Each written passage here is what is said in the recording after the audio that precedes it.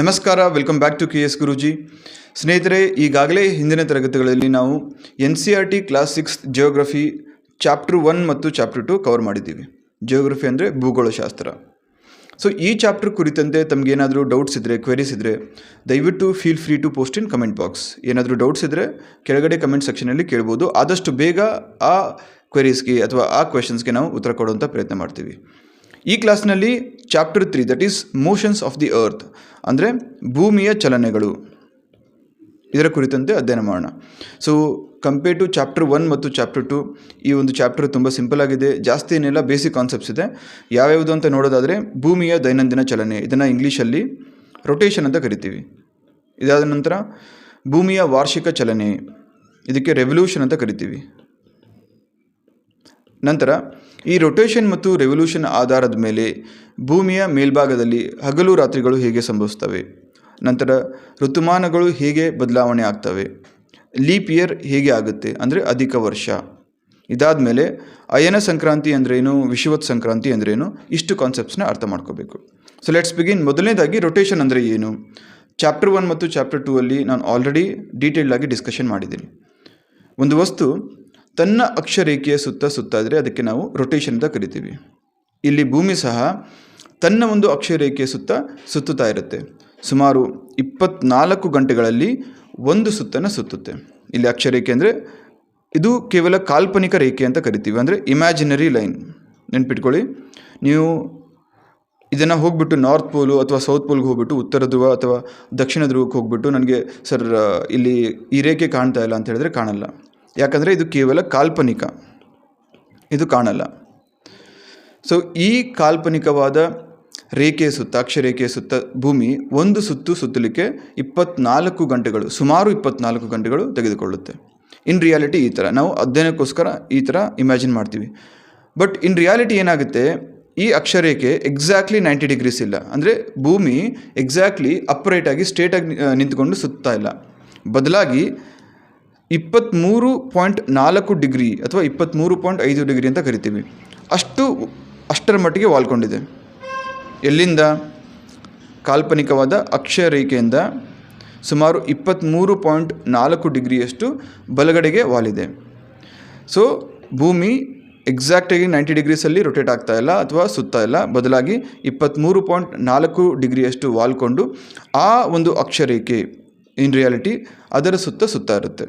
So ಇದನ್ನು ಒಂದು rotation ಅಂದರೆ ಒಂದು ಸುತ್ತು, ಪಾಯಿಂಟ್ ಎ ಇಂದ ಪಾಯಿಂಟ್ ಬಿ ಈ ಥರ ಸುತ್ತು ಹಾಕಿ ಇಷ್ಟು ಬರೋಕ್ಕೆ ಸುಮಾರು 24 ಗಂಟೆಗಳು ಭೂಮಿಗೆ ಬೇಕಾಗುತ್ತೆ. ಇಷ್ಟು ಗೊತ್ತಾಯ್ತಲ್ಲ. ಸೊ ಇದನ್ನು ತನ್ನ ಅಕ್ಷದ ಸುತ್ತುವಿಕೆ ಅಂತ ಕರಿತೀವಿ. ಇನ್ನು ಈ 23.5 ಡಿಗ್ರಿ ಸುಮಾರು ಅಥವಾ 23.4 ಡಿಗ್ರಿ ಈ ವಾಲಿಕೆಯಿಂದ ಭೂಮಿ ಮೇಲೆ ಏನೆಲ್ಲ ಬದಲಾವಣೆ ಆಗುತ್ತೆ. ಮೊದಲನೇದಾಗಿ ರಾತ್ರಿ ಮತ್ತು ಹಗಲುಗಳು ಬರುತ್ತೆ. ನಮಗೆ ಭೂಮಿ ನಿಂತಿದ್ರೆ ಅಕಸ್ಮಾತ್ ಇಮ್ಯಾಜಿನ್ ಮಾಡಿ, ರೊಟೇಟ್ ಆಗದೆ ಒಂದೇ ಭಾಗದಲ್ಲಿ ನಿಂತ್ಕೊಂಡಿದ್ರೆ ಒಂದು ಭೂಮಿಯ ಅರ್ಧ ಭಾಗದಲ್ಲಿ 24 ಗಂಟೆನೂ ಬೆಳಕಾಗಿರ್ತಾ ಇತ್ತು, ಹಗಲಾಗಿರ್ತಾ ಇತ್ತು. ಇನ್ನರ್ಧ ಭಾಗದಲ್ಲಿ ಕಂಟಿನ್ಯೂಸ್ ಆಗಿ ರಾತ್ರಿ ಆಗಿರ್ತಾ ಇತ್ತು. ಸೊ ಆದ ಕಾರಣ ಭೂಮಿ ಸುತ್ತುತ್ತಾ ಇರೋದ್ರಿಂದ ಅದರ ರೊಟೇಷನ್ ಆಧಾರದ ಮೇಲೆ ಅಥವಾ ರೊಟೇಷನ್ ರೀಸನ್ನಿಂದ ಭೂಮಿ ಮೇಲ್ಭಾಗದಲ್ಲಿ ಹಗಲು ಮತ್ತು ರಾತ್ರಿಗಳಾಗುತ್ತೆ. ನಂತರ ಋತುಗಳ ಬದಲಾವಣೆ ಆಗುತ್ತೆ. ಇದು ಹೇಗಾಗುತ್ತೆ? ಭೂಮಿ ತನ್ನ ಸುತ್ತ ಇರುವಾಗ 23.4 ಡಿಗ್ರಿಯಷ್ಟು ಏನು ವಾಲ್ಕೊಂಡಿದೆಯಲ್ಲ, ಸೊ ಈ ಒಂದು ಓರೆ ಆಧಾರದ ಮೇಲೆ ಭೂಮಿಯ ಮೇಲ್ಭಾಗದಲ್ಲಿ ಋತುಗಳ ಬದಲಾವಣೆ ಆಗುತ್ತೆ. ಹೇಗೆ ಅಂತ ಮುಂದೆ ಡೀಟೇಲಾಗಿ ಡಿಸ್ಕಷನ್ ಮಾಡ್ತೀನಿ. ನಂತರ ಇದರಲ್ಲಿ ಈ ಒಂದು ರೊಟೇಷನ್ ಆಧಾರದ ಮೇಲೇ ಭೂಮಿಯ ವಿವಿಧ ಭಾಗಗಳಲ್ಲಿ ವಿವಿಧ ರೀತಿಯ ಹವಾಮಾನಗಳನ್ನು ನಾವು ಅಬ್ಸರ್ವೇಷನ್ ಮಾಡ್ಬೋದು. ಅದನ್ನು ನಾವು ಅಯನ ಸಂಕ್ರಾಂತಿ ಅಂತ ಕರಿತೀವಿ. ಅದನ್ನು ಸಹ ಡಿಸ್ಕಸ್ ಮಾಡ್ತೀನಿ. ಸೊ ಈ 2 ಪಾಯಿಂಟ್ ನಿಮ್ಗೆ ಅರ್ಥ ಆಯ್ತಲ್ಲ, ನೋಟ್ಸ್ ಮಾಡ್ಕೊಳ್ಳಿ. ನಂತರ ಭೂಮಿ ತನ್ನ ಅಕ್ಷದ ಸುತ್ತ ಒಂದು ತಿರುಗುವಿಕೆಯನ್ನು ಪೂರ್ಣಗೊಳಿಸಲು ಸುಮಾರು 24 ಗಂಟೆಗಳನ್ನು ತೆಗೆದುಕೊಳ್ಳುತ್ತದೆ. ಮುಂಚೆನೇ ಹೇಳಿದ್ದೀನಿ, ಈ ಥರ ತನ್ನ ಆಕ್ಸಿಸ್ ಸುತ್ತ ಒಂದು ಸಲ ಪೂರ್ತಿ ರೊಟೇಟ್ ಆಗಿ ನಿಲ್ಲಕ್ಕೆ 24 ಗಂಟೆಗಳು ಬೇಕಾಗುತ್ತೆ. ಹಾಗಾಗಿಯೇ ಒಂದು ದಿನದಲ್ಲಿ ರಾತ್ರಿ ಮತ್ತು ಹಗಲು ಕನ್ಸಿಡರ್ ಮಾಡಿದ್ರೆ ನಮ್ಗೆ ಎಷ್ಟು ಗಂಟೆಗಳಿರ್ತವೆ? 24 ಗಂಟೆಗಳು. ಸೊ ಇದನ್ನು ನಾವು ಒಂದು ಸಂಪೂರ್ಣ ದಿನ ಅಂತ ಕರಿತೀವಿ. ಇದಾದ ನಂತರ ಭೂಮಿಯ ಅಕ್ಷವು ಒಂದು ಕಾಲ್ಪನಿಕ ರೇಖೆಯಾಗಿದ್ದು ಅದರ ಕಕ್ಷೆಯ ಸಮತಲದೊಂದಿಗೆ 66.2 ಡಿಗ್ರಿ ಕೋನವನ್ನು ಮಾಡುತ್ತದೆ. ನಾನು 23 ಪಾಯಿಂಟ್ ಅಂತ ಹೇಳಿದ್ನಲ್ಲ, 23.4 ಡಿಗ್ರಿ, ಅದು ಯಾವುದರ ಆಧಾರದ ಮೇಲೆ ತನ್ನ ಅಕ್ಷ ರೇಖೆ ಅಂದರೆ ಇಲ್ಲಿ ವೈ ಆಕ್ಸಸ್ ಅಂತ ಏನಿರುತ್ತಲ್ಲ ಇದರ ಆಧಾರದ ಮೇಲೆ 23.4 ಡಿಗ್ರಿ ಅಂತ ಹೇಳ್ತೀನಿ. ಈ ಆ್ಯಂಗಲ್ ಏನಿದೆಯಲ್ಲ ಇದು 23.4 ಡಿಗ್ರಿ. ಸೊ ಕ್ಲಿಯರಾಗಿ ಹೇಳ್ತೀನಿ ಕೇಳಿ. ಇದನ್ನು 90 ಡಿಗ್ರೀಸ್ ಅಂದ್ಕೊಂಡ್ರೆ ಭೂಮಿ ಈ ಥರ ವಾಲ್ಕೊಂಡಿದೆ. ಸೊ ಈ ಡಿಫ್ರೆನ್ಸ್ ಏನಿದೆ ಅಕ್ಷರೇಖೆ ಮತ್ತು ಭೂಮಿಯ ನಿಜವಾದ ವಾಲಿಕೆ. ಸೊ ಈ ಎರಡೂ ರೇಖೆಗಳ ಮಧ್ಯೆ ಇರುವಂತಹ ಡಿಫ್ರೆನ್ಸ್ ಎಷ್ಟು 23.4 ಡಿಗ್ರೀಸ್. ಇಲ್ಲಿ 66.2 ಡಿಗ್ರೀಸ್ ಮತ್ತು ಯಾವುದು ಅಂತ ಕೇಳ್ಬೋದು. ಭೂಮಿಯ ಇಕ್ವೇಟರ್ ಅಥವಾ ಸಮಭಾಜಕ ಅಂತ ಏನು ಕರಿತಾರಲ್ಲ ಈ ಸಮತಲದೊಂದಿಗೆ ಇದು ಸಹ ಈ ಥರ ಇಲ್ಲಿ ಬೆಂಡ್ ಆಗಿದೆ ಅಂದರೆ ಇಲ್ಲೂ ಸಹ ಬೆಂಡ್ ಆಗಿರುತ್ತೆ. ಸೊ ಈ ಡಿಫ್ರೆನ್ಸ್ ಬಂದುಬಿಟ್ಟು 66 ಡಿಗ್ರಿ ಅಂತ ಹೇಳ್ತಾ ಇದ್ದಾರೆ. 66.2 ಡಿಗ್ರೀಸ್ 66.2. ಈ ಆ್ಯಂಗಲು 23.4 ಆದರೆ ಈ ಆ್ಯಂಗಲು 66.2 ಡಿಗ್ರಿ. ಸೊ ಯಾರು ಕನ್ಫ್ಯೂಸ್ ಆಗಬಾರ್ದು. ಎಕ್ಸಾಮಲ್ಲಿ ನಿಮಗೆ ಭೂಮಿಯ ಸಮತಲದೊಂದಿಗೆ ಈ ರೇಖೆ ಭೂಮಿಯ ಅಕ್ಷರೇಖೆಯು ಎಷ್ಟು ಕೋನವನ್ನು ಮಾಡುತ್ತದೆ, ಎಷ್ಟು ಡಿಗ್ರಿ ಕೋನವನ್ನು ಮಾಡುತ್ತದೆ ಅಂತ ಕೇಳಿದ್ರೆ, ಎಷ್ಟು ಡಿಗ್ರಿ ಆ್ಯಂಗಲಲ್ಲಿ ಬೆಂಡ್ ಆಗಿದೆ ಅಂತ ಕೇಳಿದ್ರೆ 66.2 ಡಿಗ್ರೀಸ್ ಅಂತ ಹೇಳಬೇಕು. ಅದೇ ಅಕ್ಷರೇಖೆಯ ಒಂದು ರೆಫರೆನ್ಸ್ ಆಧಾರದ ಮೇಲೆ ಎಷ್ಟು ಡಿಗ್ರೀಸ್ ವಾಲಿದೆ ಅಂತ ಕೇಳಿದ್ರೆ 23.4 ಡಿಗ್ರೀಸ್ ಅಂದರೆ 23.4 ಡಿಗ್ರಿಯಷ್ಟು ಬೆಂಡ್ ಆಗಿದೆ. ಸೊ ಈ ಬೇಸಿಕ್ ಕಾನ್ಸೆಪ್ಟ್ ನಿಮ್ಗೆ ಗೊತ್ತಿರಬೇಕು. ಸೊ ಇಷ್ಟು ರೊಟೇಷನ್ ಬಗ್ಗೆ ಬೇಸಿಕ್ ಕಾನ್ಸೆಪ್ಟು. ಇದಾದ ನಂತರ ನಮಗೆ ಬರುವಂಥದ್ದು ರೆವಲ್ಯೂಷನ್. ಇದನ್ನು ನಾವು ಪರಿಭ್ರಮಣ ಅಂತ ಕೂಡ ಕರಿತೀವಿ. ರೊಟೇಷನ್ ಅಂದರೆ ಒಂದು ವಸ್ತು ಅಥವಾ ಇಲ್ಲಿ ಫಾರ್ ಎಕ್ಸಾಂಪಲ್ ಭೂಮಿ ತನ್ನ ಅಕ್ಷರೇಖೆಯ ಸುತ್ತುವಿಕೆಯನ್ನು ರೊಟೇಷನ್ ಅಂತ ಕರಿತೀವಿ. ಆ ಥರ ಸುತ್ತುತ್ತಾ ಭೂಮಿ ಸೂರ್ಯನ ಸುತ್ತಲೂ ಸುತ್ತಾ ಇದೆ. ಸಪೋಸ್ ಇದು ಸೂರ್ಯ ಅಂದರೆ ಇದು ಭೂಮಿ ಅಂದರೆ ತನ್ನ ಸುತ್ತಲೂ ಸುತ್ತಾ ಇರುತ್ತೆ, ಈ ಸೂರ್ಯನ ಸುತ್ತಲೂ ಸುತ್ತಾ ಇರುತ್ತೆ. ತನ್ನ ಸುತ್ತುವಿಕೆಯನ್ನು ರೊಟೇಷನ್ ಅಂತ ಕರಿದ್ವಿ. ಈ ಥರ ಸೂರ್ಯನ ಸುತ್ತುವುದನ್ನು ರೆವಲ್ಯೂಷನ್ ಅಂತ ಕರಿತೀವಿ, ಪರಿಭ್ರಮಣ. ಸೊ ಇಲ್ಲಿ ನೋಡ್ಬೋದು ಭೂಮಿ ತನ್ನ ಸುತ್ತಲೂ ಸುತ್ತಾ ಇದೆ, ಜೊತೆಗೆ ಈ ಥರ ಸೂರ್ಯನ ಸುತ್ತಲೂ ಸುತ್ತಾ ಇದೆ. So very simple concept. ಇದಕ್ಕೆ ನಾವು ರೆವಲ್ಯೂಷನ್ ಅಂತ ಕರಿತೀವಿ, ಪರಿಭ್ರಮಣ. ನಂತರ ಭೂಮಿ ತನ್ನ ಸ್ಥಿರಪಥದಲ್ಲಿ ಅಥವಾ ಕಕ್ಷೆಯಲ್ಲಿ ಸೂರ್ಯನ ಸುತ್ತುವ ಚಲನೆಯನ್ನು ಪರಿಭ್ರಮಣ ಎಂದು ಕರೆಯುತ್ತೇವೆ. ಸ್ಥಿತ ಕಕ್ಷೆ ಯಾಕಂತ ಕರಿತೀವಿ? ಏನೇ ಆಗಲಿ ಭೂಮಿ ಈ ಕಕ್ಷೆ ದಾಟಿ ಹೊರಗಡೆ ಹೋಗಲ್ಲ, ಈ ಕಕ್ಷೆ ದಾಟಿ ಈ ಕಡೆನೂ ಹೋಗಲ್ಲ, ಈ ಕಕ್ಷೆ ಒಳಗಡೆನೂ ಬರಲ್ಲ. ಸೊ ಹಾಗಾಗಿ ಒಂದು ಸ್ಥಿತ ಪರ್ಮನೆಂಟ್ ಆಕ್ಸಿಸ್. ಸೊ ಈ ಆಕ್ಸಿಸ್ ಮೇಲೆ ಅಥವಾ ಈ ಒಂದು ಕಕ್ಷೆ ಮೇಲೆ ಸುತ್ತಾ ಇರೋದಕ್ಕೆ ನಾವು ಸ್ಥಿತ ಕಕ್ಷೆ ಅಂತ ಕರಿತೀವಿ. ನೆಕ್ಸ್ಟು ಈ ಥರ ಒಂದು ರೆವಲ್ಯೂಷನ್ ಮಾಡೋಕ್ಕೆ ಭೂಮಿ ಸೂರ್ಯನ ಸುತ್ತ ಒಂದು ಕಂಪ್ಲೀಟ್ ರೆವಲ್ಯೂಷನ್ ಮಾಡೋಕ್ಕೆ ಸರಿಸುಮಾರು 365 ದಿನಗಳು ಬೇಕಾಗುತ್ತೆ. ಇದನ್ನು ನಾವು 1 ವರ್ಷ ಅಂತ ಕರಿತೀವಿ. ಇದು ಕೇವಲ ಕ್ಯಾಲ್ಕುಲೇಷನ್ ಪರ್ಪಸ್, ನಮಗೆ ಕೌಂಟ್ ಮಾಡಲಿಕ್ಕೆ ಈಸಿ ಆಗಲಿ ಅಂತ ಹೇಳ್ಬಿಟ್ಟು ಸುಮಾರು 365 ಅಂತ ಕರಿತೀವಿ. But in reality exact number of days ಭೂಮಿ ಸೂರ್ಯನ ಸುತ್ತ ಒಂದು ಕಂಪ್ಲೀಟ್ ರೆವಲ್ಯೂಷನ್ ಬರೋಕ್ಕೆ ಅಥವಾ ಪರಿಭ್ರಮಣೆ ಬರಲಿಕ್ಕೆ ಎಷ್ಟು ದಿನಗಳು ಬೇಕಾಗುತ್ತೆ ಅಂದರೆ 365.6 365 ದಿನಗಳು ಮತ್ತು 6 ಗಂಟೆಗಳು ಇಷ್ಟು ಟೈಮನ್ನು ತೆಗೆದುಕೊಳ್ಳುತ್ತೆ. ಸೊ ಇದನ್ನು ಈ 0.6 ಏನಿದೆಯಲ್ಲ 365 ದಿನಗಳು ಮತ್ತು 6 ಗಂಟೆಗಳು, ಇದನ್ನು ಪ್ರತಿ ವರ್ಷ ಈ ಥರ ಕ್ಯಾಲ್ಕುಲೇಟ್ ಮಾಡೋಕ್ಕಾಗಲ್ಲ ನಾವು. ಅದಕ್ಕಾಗಿ ಏನು ಮಾಡ್ತೀವಿ, ಈ 6 ಗಂಟೆನ ಬಿಟ್ಟು ಈ 6 ಗಂಟೆನ ಪ್ರತಿ 4 ವರ್ಷಕ್ಕೊಂದ್ಸಲಿ ಸೇರಿಸ್ಬಿಟ್ಟು 24 ಗಂಟೆ ಮಾಡಿ 1 ದಿನ ಎಕ್ಸ್ಟ್ರಾ ಆ್ಯಡ್ ಮಾಡ್ತೀವಿ. ಸೊ ಇದನ್ನು ಲೀಪ್ ಇಯರ್ ಅಂತ ಕರಿತೀವಿ ಅಥವಾ ಅಧಿಕ ವರ್ಷ ಅಂತ ಕರಿತೀವಿ. ಆ ವರ್ಷದಲ್ಲಿ ಫೆಬ್ರವರಿಯಲ್ಲಿ ನಮಗೆ 28 ದಿನಗಳ ಬದಲಾಗಿ 29 ದಿನಗಳಿರುತ್ತೆ. ಅದು ಎವ್ರಿ 4 ಇಯರ್ಸ್ ಅಂದರೆ 4 ವರ್ಷಗಳಿಗೊಮ್ಮೆ ಬರುತ್ತದೆ. ಸೊ ನೆನಪಿರಲಿ, ಭೂಮಿ ತನ್ನ ಸುತ್ತ ಸೂರ್ಯನ ಸುತ್ತಲೂ ಸುತ್ತಾ ಇರುತ್ತೆ. ಅದಕ್ಕೆ ರೆವಲ್ಯೂಷನ್ ಅಂತ ಕರಿತೀವಿ.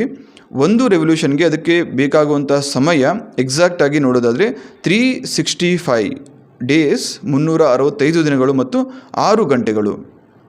ಸೊ ಈ 6 ಗಂಟೆನ ಪ್ರತಿ ವರ್ಷ ಕನ್ಸಿಡರ್ ಮಾಡಲ್ಲ, ಬದಲಾಗಿ 4 ವರ್ಷಗಳಿಗೊಮ್ಮೆ ಈ 6 ಗಂಟೆನ ಸೇರಿಸಿ ಒಂದು ಅಧಿಕ ದಿನ ಅಂತ ಮಾಡ್ತೀವಿ. ಅದಕ್ಕೆ ಲೀಪ್ ಇಯರ್ ಅಂತ ಕರಿತೀವಿ, ಅಧಿಕ ವರ್ಷ ಅಂತ ಕರಿತೀವಿ. ಅದು ಅಂತಹ ಸಂದರ್ಭದಲ್ಲಿ ಫೆಬ್ರವರಿಯಲ್ಲಿ 28ರ ಬದಲಾಗಿ 29 ದಿನಗಳು ಬರ್ತವೆ.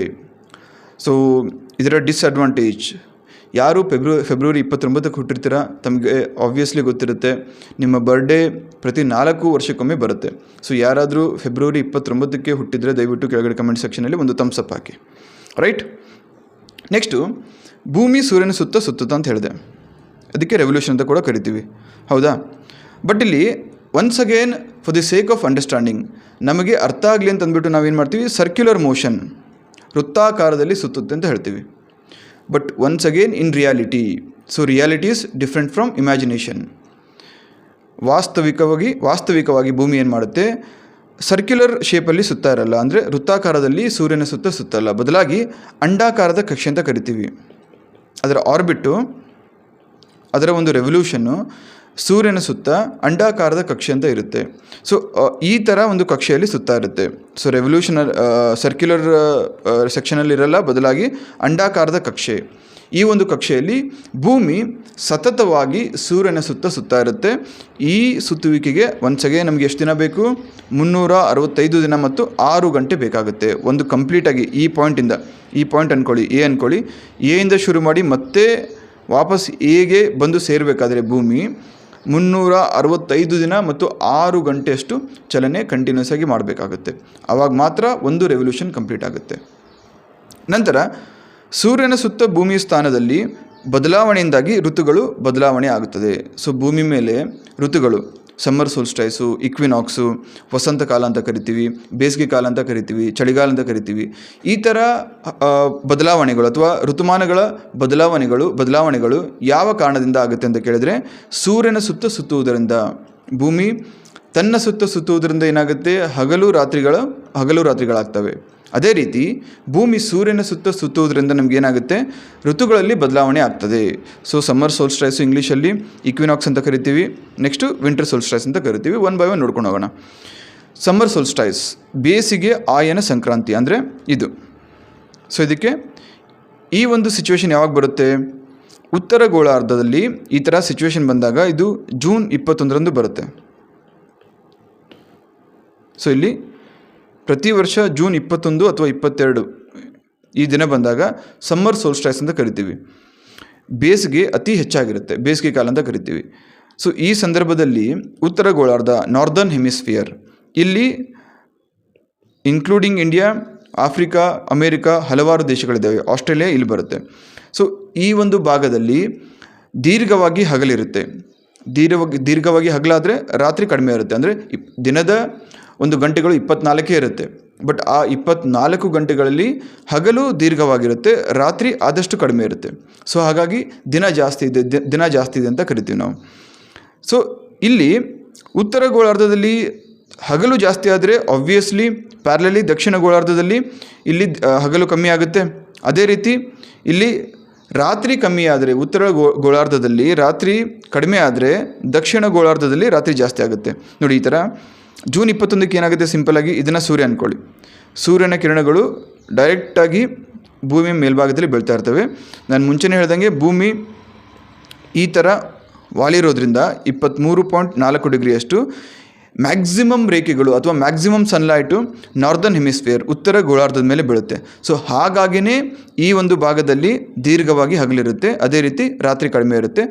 ಆ್ಯಂಡ್ ಪ್ಯಾರಲಲಿ ಅದೇ ರೀತಿ ಈ ಥರ ಸದರ್ನ್ ಹೆಮಿಸ್ಫಿಯರಲ್ಲಿ, ದಕ್ಷಿಣಾರ್ಧ ಗೋಳದಲ್ಲಿ ಏನಾಗುತ್ತೆ?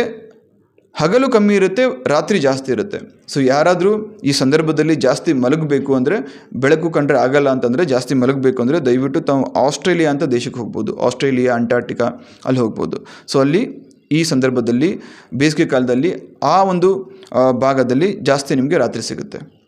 ನಂತರ ಆಬ್ವಿಯಸ್ಲಿ ಇದನ್ನು ಈ ಉತ್ತರಾರ್ಧ ಭಾಗದಲ್ಲಿ ಸಮ್ಮರ್ ಟೈಮ್ ಅಂತ ಕರೆದ್ರೆ, ಬೇಸಿಗೆ ಕಾಲ ಅಂತ ಕರೆದ್ರೆ, ಈ ದಕ್ಷಿಣಾರ್ಧ ಗೋಳದಲ್ಲಿ ಚಳಿಗಾಲ ಅಂತ ಕರಿತೀವಿ ನಾವು. ಸೊ ಇದು ಯಾವಾಗುತ್ತೆ? ಜೂನ್ 21 ಅಥವಾ 22ರಂದು ಆಗುತ್ತೆ. ಬೇಸಿಗೆ ಅಯನ ಸಂಕ್ರಾಂತಿ ಅಂತ ಕರಿತೀವಿ, ಸಮ್ಮರ್ ಸೋಲ್ಸ್ಟೈಸ್. ಇದೇ ರೀತಿ ಚಳಿಗಾಲದ ಅಯನ ಸಂಕ್ರಾಂತಿ ಅಂತ ಬರುತ್ತೆ. ಇದು ಯಾವಾಗುತ್ತೆ? ಇದು ಜೂನ್ 21, 22 ಆದರೆ ಡಿಸೆಂಬರ್ ಬಂದಾಗ ಇಲ್ಲಿ. ಸೊ ಈ ಥರ ಭೂಮಿ ರೇಖೆ ಇರುತ್ತೆ, ಸುತ್ತಾಕೊಂಡು ಈ ಕಡೆ ಬಂದಾಗ ಇಲ್ಲಿ ಭೂಮಿಯ ಉತ್ತರಾರ್ಧ ಸೂರ್ಯನ ವಿರುದ್ಧವಾಗಿ ಮುಖ ಮಾಡಿರುತ್ತೆ. ಸೊ ಈ ಥರ ಎಕ್ಸಾಕ್ಟ್ಲಿ 90 ಡಿಗ್ರೀಸ್ ಎಲ್ಲ ಬದಲಾಗಿ ವಾಲ್ಕೊಂಡಿದೆ. ಸೊ ಇದು ಸೂರ್ಯನಿಂದ ಅಪೋಸಿಟ್ ಡೈರೆಕ್ಷನಲ್ಲಿ ಮುಖ ಮಾಡಿರುತ್ತೆ. ಸೊ ಅಂತಹ ಸಂದರ್ಭದಲ್ಲಿ ಏನಾಗುತ್ತೆ? ಇಲ್ಲಿ ಚಳಿಗಾಲದ ಅಯನ ಸಂಕ್ರಾಂತಿಯಲ್ಲಿ ದಕ್ಷಿಣ ಗೋಳಾರ್ಧದಲ್ಲಿ ಜಾಸ್ತಿ ಹಗಲಿರುತ್ತೆ, ಹಗಲು ದೀರ್ಘವಾಗಿರುತ್ತೆ ಮತ್ತು ರಾತ್ರಿ ಕಡಿಮೆ ಆಗಿರುತ್ತೆ. ಸೊ ಒನ್ಸ್ ಅಗೇನ್ ದಕ್ಷಿಣ ಗೋಳಾರ್ಧದಲ್ಲಿ ಹಗಲು ದೀರ್ಘವಾಗಿದ್ದರೆ ಉತ್ತರ ಗೋಳಾರ್ಧದಲ್ಲಿ ಹಗಲು ಕಮ್ಮಿ ಆಗಿರುತ್ತೆ, ಸೊ ರಾತ್ರಿ ಜಾಸ್ತಿ ಆಗಿರುತ್ತೆ. ಸೊ ದಕ್ಷಿಣ ಗೋಳಾರ್ಧವು ದೀರ್ಘ ಹಗಲುಗಳು ಮತ್ತು ಕಡಿಮೆ ರಾತ್ರಿಗಳನ್ನು ಹೊಂದಿರುತ್ತದೆ. Once again total number of hours 24 ಗಂಟೆನೇ ಇರುತ್ತೆ, ಬಟ್ ಅಲ್ಲಿ ಡ್ಯೂರೇಷನ್ ಎಷ್ಟು ಹೊತ್ತು ಹಗಲಿರುತ್ತೆ ಅದು ಜಾಸ್ತಿ ಇರುತ್ತೆ ಯಾವುದರಲ್ಲಿ? ದಕ್ಷಿಣ ಗೋಳಾರ್ಧದಲ್ಲಿ. ನಂತರ ಉತ್ತರ ಗೋಳಾರ್ಧದಲ್ಲಿ ಹಗಲುಗಳು ಚಿಕ್ಕದಾಗಿರುತ್ತದೆ ಮತ್ತು ರಾತ್ರಿಗಳು ದೀರ್ಘವಾಗಿರುತ್ತೆ. ಇದು ಡಿಸೆಂಬರ್ 21 ಅಥವಾ 22ರಂದು ಸಂಭವಿಸುತ್ತದೆ. ಇದು ಸಮ್ಮರ್ ಸೋಲ್ಸ್ಟೈಸ್ ಅಲ್ಲ, ವಿಂಟರ್ ಸೋಲ್ಸ್ಟೈಸು. ಸಮ್ಮರ್ ಸೋಲ್ಸ್ಟೈಸು ಮತ್ತು ವಿಂಟರ್ ಸೋಲ್ಸ್ಟೈಸ್ ಆಯಿತಾ, ಅಂದರೆ ಬೇಸಿಗೆ ಕಾಲ ಮತ್ತು ಚಳಿಗಾಲ ಆಯಿತು. ಈ ಎರಡು ಋತುಮಾನಗಳು ಅಥವಾ ಸೀಸನ್ಸು ನಮಗೆ ಮೇಜರ್ಲಿ ಈಕ್ವೇಟರ್ ಮೇಲೆ ಅಥವಾ ಈಕ್ವೇಟರ್ ಅಕ್ಕಪಕ್ಕ ಮೇಲ್ಗಡೆ ಕೆಳಗಡೆ ಇರೋಂತಹ ದೇಶಗಳಲ್ಲಿ ಕಂಡುಬರ್ತದೆ. Just like for example India. ಇದಾದಮೇಲೆ ಟ್ರಾಪಿಕ್ ಆಫ್ ಕ್ಯಾನ್ಸರ್ ಮತ್ತು ಟ್ರಾಪಿಕ್ ಆಫ್ ಕ್ಯಾಪ್ರಿಕಾನ್ ಅಂತ ಏನಿದ್ದಾವೆ, ಇದನ್ನು ದಾಟಿ ನಮಗೆ ಇನ್ನೂ 2 ಸೀಸನ್ಗಳು ಹೆಚ್ಚಾಗಿ ಕಂಡುಬರುತ್ತೆ. ಅದರ ಹೆಸರು ಫಾಲ್ ಇಕ್ವಿನಾಕ್ಸ್ ಮತ್ತು ಸ್ಪ್ರಿಂಗ್ ಇಕ್ವಿನಾಕ್ಸ್, ವಸಂತ ಕಾಲ ಮತ್ತು ಶರತ್ ಕಾಲ ಅಂತ ಕರಿತೀವಿ. ಸೊ ಜೂನಲ್ಲಿ ಸಮ್ಮರ್ ಸೋಲ್ಸ್ಟೈಸ್ ಅಂದರೆ ಬೇಸಿಗೆ ಕಾಲ ಬರುತ್ತೆ, ಡಿಸೆಂಬರಲ್ಲಿ ಚಳಿಗಾಲ ಬರುತ್ತೆ. ಅದನ್ನು ಬಿಟ್ಟು ಮಾರ್ಚು ಮತ್ತು ಸೆಪ್ಟೆಂಬರ್ ಬಂದಾಗ ಇಕ್ವಿನಾಕ್ಸ್ ಅಂತ ಬರುತ್ತೆ, ವಸಂತ ಕಾಲ ಮತ್ತು ಯಾವುದು ಶರತ್ ಕಾಲ. ಸೊ ಹಾಗಂದರೆ ಏನು, ಮಾರ್ಚ್ 21 ಮತ್ತು ಸೆಪ್ಟೆಂಬರ್ 23 ಡೇಟ್ ನೆನಪಿರಲಿ.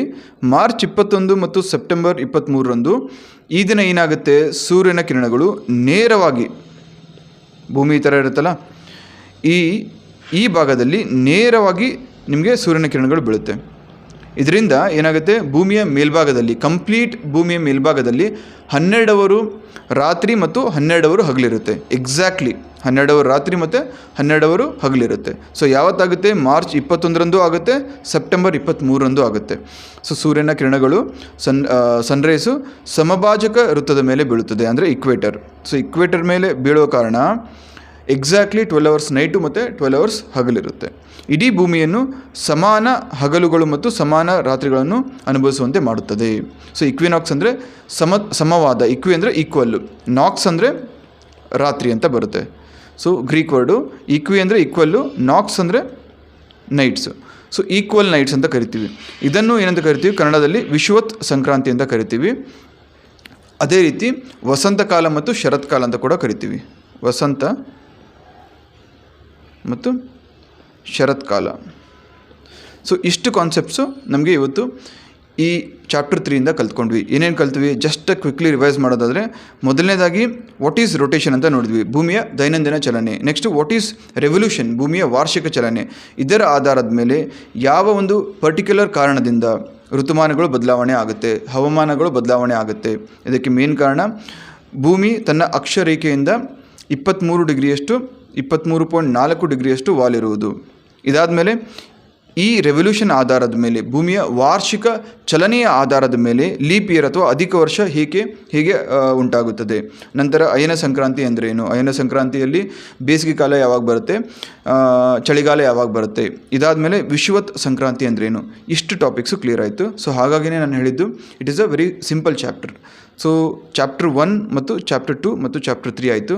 ಇನ್ನು ಮಿಕ್ಕಂಥ 2 ಚಾಪ್ಟರ್ಗಳನ್ನ ನಾಳೆ ಒಳಗಡೆ 4th 5th ನಾನು ವಿಡಿಯೋ ಮಾಡಿ ಅಪ್ಲೋಡ್ ಮಾಡಿರ್ತೀನಿ. So thank you so much, all the very best. ಏನಾದರೂ ಡೌಟ್ಸ್ ಇದ್ದರೆ ದಯವಿಟ್ಟು ಕೆಳಗಡೆ ಕಮೆಂಟ್ ಸೆಕ್ಷನಲ್ಲಿ ತಿಳಿಸಿ. Good luck.